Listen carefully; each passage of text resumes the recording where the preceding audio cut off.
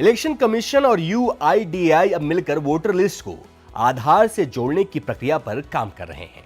इसका मकसद फर्जी वोटिंग को रोकना और वोटर लिस्ट को और अधिक पारदर्शी बनाना है। हाल ही में गृह मंत्रालय, कानून मंत्रालय, आईटी मंत्रालय और चुनाव आयोग के वरिष्ठ अधिकारियों की बैठक हुई, जिसमें इस प्रक्रिया पर चर्चा हुई कि अगर आपके आधार कार्ड से वोटर आईडी जुड़ेगी तो क्या कुछ बदलाव होंगे। आइए आसान भाषा में समझते हैं। क्या बदलाव होंगे? डुप्लीकेट वोटरों की पहचान होगी, यानी आधार से लिंक करने पर फर्जी या एक से अधिक जगह दर्ज नाम हटाए जाएंगे। 66 करोड़ वोटरों का डेटाबेस जुड़ेगा। चुनाव आयोग पहले ही 66 करोड़ वोटरों से आधार की जानकारी ले चुका है, लेकिन अब इसे लिंक करने की प्रक्रिया शुरू होगी। फॉर्म 6B में बदलाव। अभी तक आधार देना अनिवार्य नहीं था, लेकिन फॉर्म 6B में संशोधन के बाद वोटर के पास यह विकल्प होगा कि वो आधार न देने का कारण बता सके। वोटर आईडी लिंक प्रक्रिया। ये जनप्रतिनिधित्व अधिनियम 1950 की धारा 23 क्लॉज 4, 23 क्लॉज 5 और 23 क्लॉज 6 के तहत किया जाएगा। इसमें यह स्पष्ट किया जाएगा कि किन परिस्थितियों में आधार की जानकारी मांगी जा सकती है।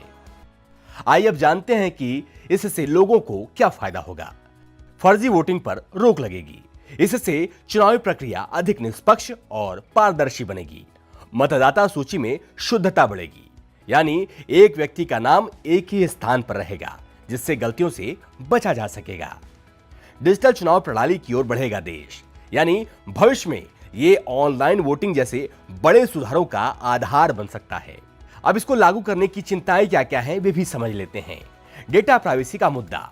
क्या वोटर की निजी जानकारी सुरक्षित रहेगी? दूसरा, तकनीकी चुनौतियां। क्या सभी वोटरों का आधार लिंक आसानी से हो सकेगा? तीसरा, स्वैच्छिक या अनिवार्य। क्या आधार न देने पर वोटिंग अधिकारों पर असर पड़ेगा?